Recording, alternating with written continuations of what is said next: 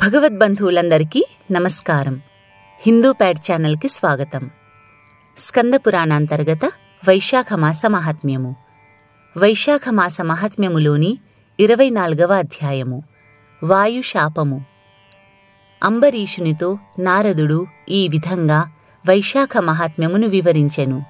శృతదేవుడు శృతకీర్తికి శంఖవ్యాధుల సంవాదమును వివరించుచు ఇట్లనెను.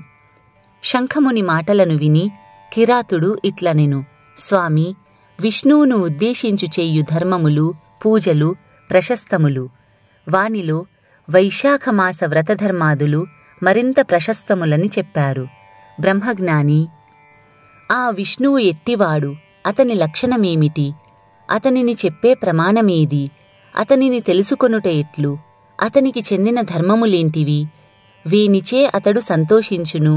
నీ సేవకుడనగు నాకు ఈ విషయములను దయవుంచి చెప్పగోరుతున్నాను అని శంఖమహామునిని సవినయంగా అడిగెను. అప్పుడు శంఖుడు, కిరాతుడా, వినుము, చెప్పెదను. శ్రీ మహావిష్ణువు రూపము పాపరహితము, ఆలోచనకు అందనిది. బ్రహ్మ మొదలగు దేవతలు, మహాత్ములగు మునులకు కూడా తెలుసుకొనజాలనిది. శ్రీ మహావిష్ణువు శక్తి గుణములు సర్వదా సంపూర్ణములు, నిశ్చయముగా సమస్తమునకు అధిపతి, గుణరహితుడు, నిష్కలుడు, అనంతుడు, సచ్చిదానంద స్వరూపుడు, చరాచర స్వరూపము సాటిలేనిది. దీనికి అధిపతి, ఆశ్రయము శ్రీ మహావిష్ణువు. ఇవన్నీయూ పోయినను శ్రీహరిస్థానము పోదు. ఆయన నిత్యుడు. ఉత్పత్తి, స్థితి, సంహారము, వీని ఆవృత్తి ప్రకారము బంధమోక్షములు, వీని ప్రవృత్తులన్నీయు నివృత్తులు కూడా పరమాత్మ వల్లనే జరుగును. ఇదియే పరబ్రహ్మ లక్షణము. ఇతడే పరబ్రహ్మయని జ్ఞానుల అభిప్రాయము. జ్ఞానులు శ్రీమన్నారాయణుడే పరబ్రహ్మయని చెబుతారు. చతుర్ముఖ బ్రహ్మ మున్నగు వారిలోని బ్రహ్మపదము చతుర్ముఖాదులకు సార్థకము కాదు. పరబ్రహ్మయగు శ్రీమన్నారాయణుని అంశను భాగమును పొందిన చతుర్ముఖ బ్రహ్మాదులు పరిపూర్ణమగు పరబ్రహ్మ పదమునకు వాచ్యులెట్లగుదురు? కారు. జన్మాద్యస్యయతః అను సూత్రము వలన శ్రీమన్నారాయణుడే సర్వవ్యాపకమగు పరబ్రహ్మ పదార్థమని వేదాంతము కూడా నిర్ణయించినది. శాస్త్రములు, వేదములు, స్మృతులు, పురాణములు, ఇతిహాసములు, పాంచరాత్రాది ఆగమములు, భారతము మున్నగువాని చేతనే పరబ్రహ్మయగు శ్రీమన్నారాయణుణ్ణి తెలుసుకొన వీలగును. మరే విధములచే తెలుసుకొనజాలము. కావున వేదాదులను ఎరుగనివారు పరబ్రహ్మమగు శ్రీమన్నారాయణుణ్ణి ఎరుగజాలరు. పరదైవము, వేదవేద్యుడు, సనాతనుడు అగు శ్రీహరిని ఇంద్రియాదుల చేత, అనుమానాది తర్కముల చేత తెలుసుకొనుట శక్యము కాదు. ఇతని అవతారములను, కర్మలను తమ బుద్ధి కొలదిగా తెలుసుకొని సర్వజీవములు ఆయన అధీన వృత్తులై ముక్తిని పొందుచున్నవి. శ్రీహరి మహిమను క్రమక్రమంగా ఎరుగవలెను. ఇతడు సర్వశక్తి సంపన్నుడు. దేవతలు, ఋషులు, పితృదేవతలు మున్నగువారు ఒక్కొక్క విధమైన శక్తినే కలిగి ఉన్నారు. బలము, జ్ఞానము, సుఖము మున్నగునవి ఉండుటచే ప్రత్యక్ష, ఆగమ, అనుమానాది ప్రమాణములచే సర్వప్రాణులలో మనుష్యుడు ఉత్తముడని ఎరుగవలెను. అట్టి మనుష్యుని కంటే జ్ఞానాదులు ఉండుట వలన రాజు 100 రెట్లు గొప్పవాడు. అట్టి రాజు కంటే మనుష్య గంధర్వులు 100 రెట్లు గొప్పవారు. తత్వాభిమానులగు దేవతలను మనుష్య గంధర్వుల కంటే 100 రెట్లు గొప్పవారని ఎరుగుము. అట్టి దేవతల కంటే సప్తర్షులు గొప్పవారు. సప్తర్షుల కంటే అగ్ని, అగ్ని కంటే సూర్యుడు, సూర్యుని కంటే గురువు, గురువు కంటే ప్రాణము, ప్రాణము కంటే ఇంద్రుడు మిక్కిలి గొప్పవారు, బలవంతులు.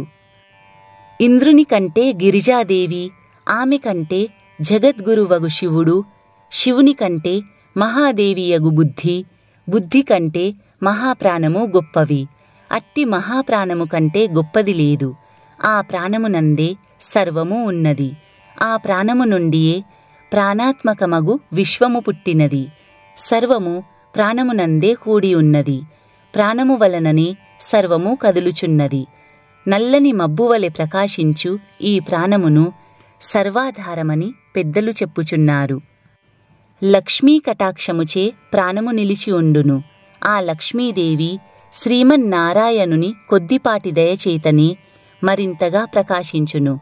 అట్టి సర్వాధారుడు సర్వోత్తముడు అగు శ్రీ మహావిష్ణువు కంటే గొప్పది సమానమైనదేదియూ లేదు అని శంఖుడు వివరించుచుండగా కిరాతుడు, స్వామి, ప్రాణము అన్నింటికంటే గొప్పదో, ప్రాణము కంటే విష్ణువు గొప్పవాడో వివరింపుమని శంఖమునిని ప్రార్థించెను. అప్పుడు శంఖుడు ఇట్లనెను, కిరాత, వినుము. సమస్త జీవులు పరిశీలించి నిర్ణయించిన ప్రాణాధిక్యమును చెప్పెదను, వినుము.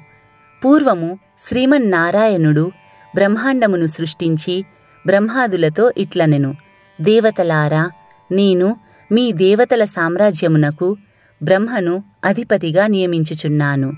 మరి మీలో గొప్పవారెవరో చెప్పినచో అతన్ని యువరాజుగా చేస్తాను. అతడు శీలము, శౌర్యము, ఔదార్యము మున్నగు గుణములను కలిగి ఉండవలెను అని శ్రీహరి పలుకగా ఇంద్రాదులు నేను గొప్ప అంటే నేను గొప్ప అని పరస్పరము వివాదపడ్డారు.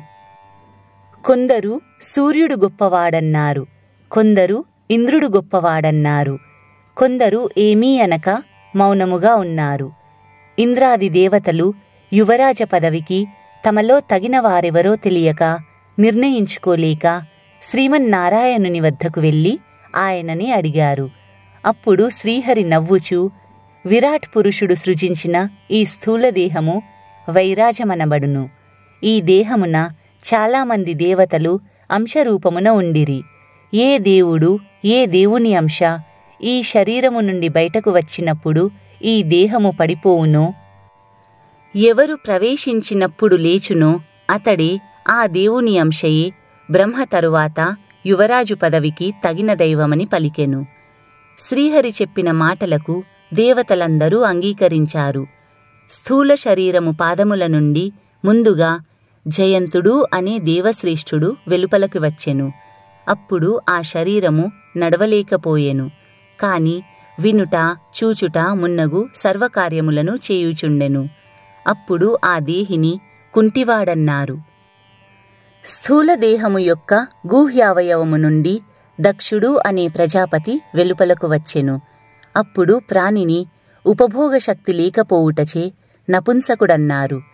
దక్ష ప్రజాపతి వెలుపలకు వచ్చినను శరీరము పడిపోలేదు. వినుచూ, చూచుచూ, పలుకుచూ, గాలిని పీల్చుచూ ఉండెను. తరువాత హస్తప్రదేశము నుండి ఇంద్రుడు వెలుపలకు వచ్చెను. అప్పుడు ఆ దేహిని హస్తహీనుడన్నారు.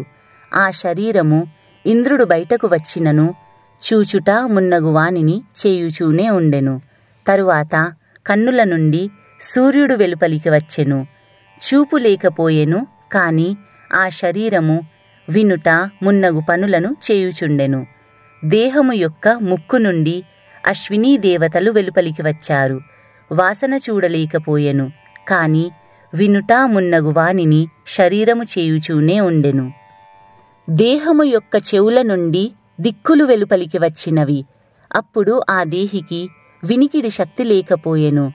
చెవిటివాడు అని అన్నారు, కాని చూచుట మున్నగు పనులను చేయుచుండెను. దేహము యొక్క నాలుక నుండి వరుణుడు వెలుపలికి వచ్చెను. దేహికి రుచి తెలియకుండెను, కాని వినుట మున్నగు వానిని చేయుచుండెను. కాని శరీరము పడిపోలేదు. పిమ్మట వాక్కునకు అధిపతియగు అగ్ని బయటకు వచ్చెను. ఆ శరీరి మాటలేకపోవుటచే మూగవాడయ్యెను. చూచుట మున్నగు వానిని చేయుచూనే ఉండెను. జ్ఞానస్వరూపుడగు రుద్రుడు శరీరము నుండి వెలుపలికి వచ్చెను. శరీరికి జ్ఞానము లేదు, కాని వినుట మున్నగునవి ఉండెను. తరువాత ప్రాణము, వాయువు వెలుపలికి వచ్చెను. అప్పుడు ఆ శరీరము కన్నులు, చెవులు, మాట మున్నగునవి పనిచేయుచున్నను నిశ్చేష్టమై పడిపోయెను. దీనిని చూసి దేవతలందరూ ఆశ్చర్యపోయారు. అప్పుడు శ్రీహరి ఇట్లనెను, ఇట్లు నిర్జీవమై పడిన శరీరమును ఏ దేవత ప్రవేశించి లేవదీయునో అతడే యువరాజు అని పలికెను. శ్రీహరి మాటలను విని జయంతుడు దేహి పాదములను ప్రవేశించెను, కాని ఆ శరీరము లేవలేదు. దక్షుడు గుహ్యమును ప్రవేశించెను, అయినా శరీరము లేవలేదు. ఇంద్రుడు హస్తములను ప్రవేశించినను ఆ కళేబరము కదలలేదు. సూర్యుడు కన్నులలో ప్రవేశించినను ఆ కళేబరము కదలలేదు. దిక్కులు చెవులలో ప్రవేశించినను ఆ కళేబరము కదలలేదు. అగ్ని ప్రవేశించినను ఆ కళేబరము నుండి మాట రాలేదు. రుద్రుడు మనస్సులో ప్రవేశించినను కళేబరము కదలలేదు. పిమ్మట ప్రాణము ప్రవేశింపగా ఆ శరీరము లేచెను. అప్పుడు బలము, జ్ఞానము, ధైర్యము, వైరాగ్యము, బ్రతికించుట మొదలగు వానియందు శక్తిమంతమగు ప్రాణమునే యువరాజుగా దేవతలు భావించారు.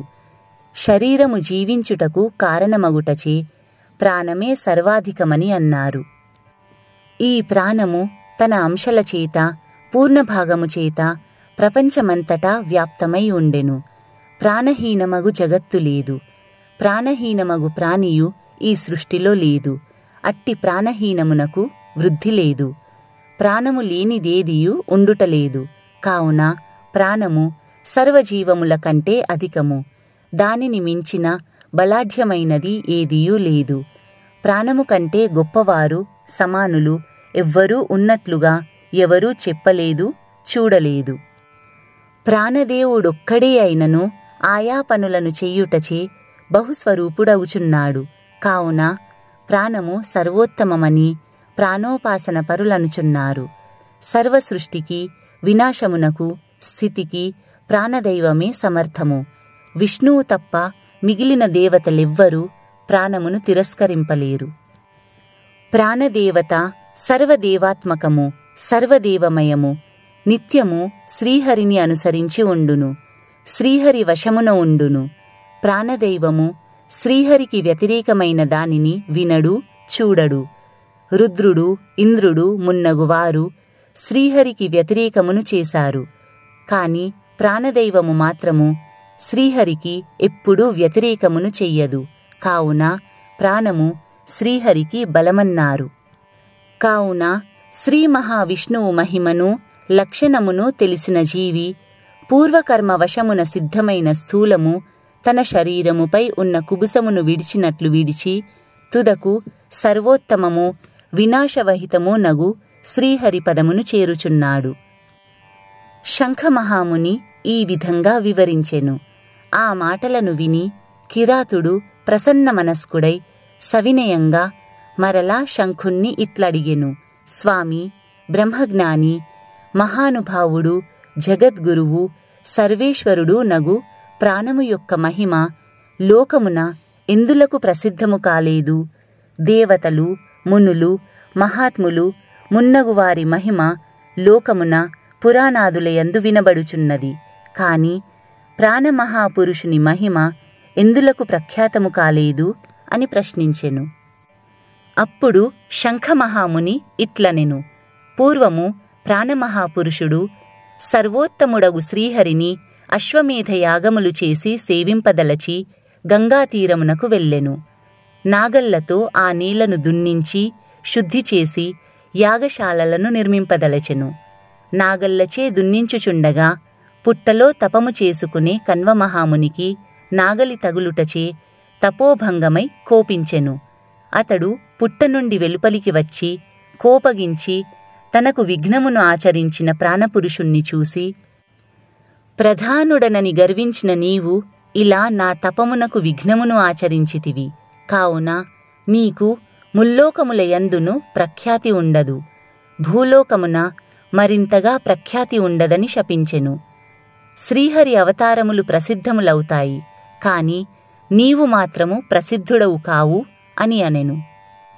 అప్పుడు ప్రాణమహాపురుషుడు కోపించి, దోషము లేని నన్ను తప్పు చేయకుండానే ఇలా శపించితివి. కావున కణ్వముని నీవు గురుద్రోహివి కమ్మని శపించెను. నీ ప్రవృత్తిని అందరూ నిందిస్తారు అని అనెను. కణ్వముని శాపము వలన ప్రాణమహాపురుషుడు భూలోకమున ప్రసిద్ధుడు కాలేదు. కణ్వుడు కూడా ప్రాణశాపమును అనుసరించి తన గురువును భక్షించి సూర్యునికి శిష్యుడయ్యెను. కిరాత, నీవడిగిన వానినన్నింటినీ చెప్పితిని. ఇంకనూ అడుగవలసింది ఉన్నచో అడుగుము అని శంఖుడు పలికెను అని శృతదేవుడు శృతకీర్తి మహారాజునకు చెప్పెను. ఈ విషయమును నారదుడు అంబరీషునకు వివరించెను.